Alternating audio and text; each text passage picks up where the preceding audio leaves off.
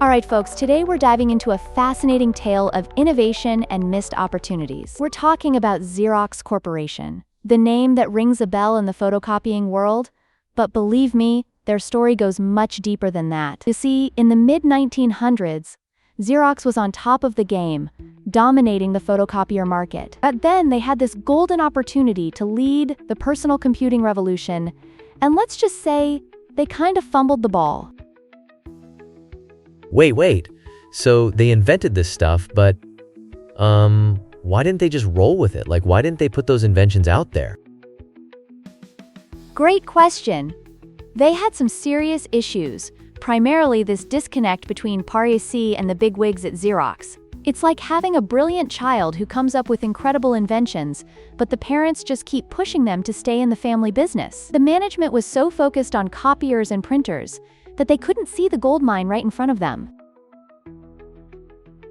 That kind of sounds like, I don't know, a classic sitcom scenario, like how a character's always stuck in their old job while their best friend is off discovering new talent.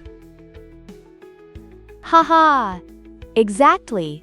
It's a lived plot twist. And then there was this fear of cannibalization.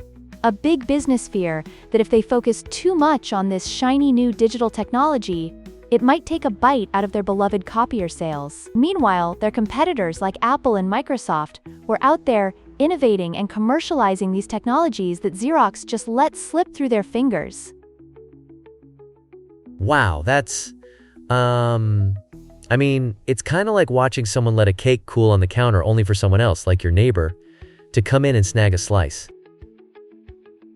Perfect analogy.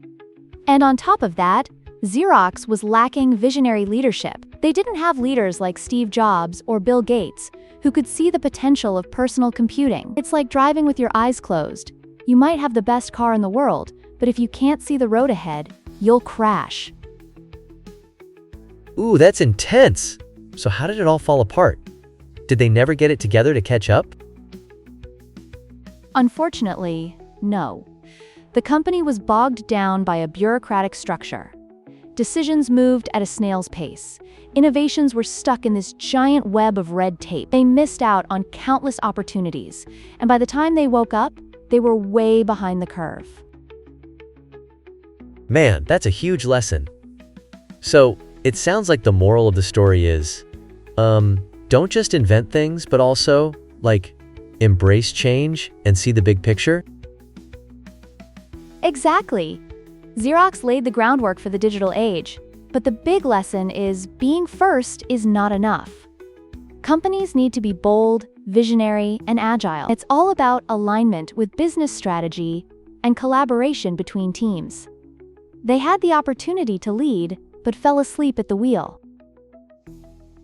So it's like they were standing at the edge of a cliff, could see how beautiful the view was, but never took the leap. Ugh, that just gives me goosebumps. Exactly. It's a shocking reality for a company that had such potential. That's why we study these stories, to learn from them and, hopefully, apply those lessons in our own endeavors. I feel like this could relate to so many things in life. Like, you can have brilliant ideas, but if you don't act on them, they're just, wasted potential. Absolutely. It's all about execution and seizing opportunities when they arise. We can take a page from Xerox's book and reflect on how to become not just creators, but innovators who adapt and grow with the times. Laughs. I love that. It's like we all have our inner inventor waiting to pop out. Just need to push ourselves off that cliff sometimes.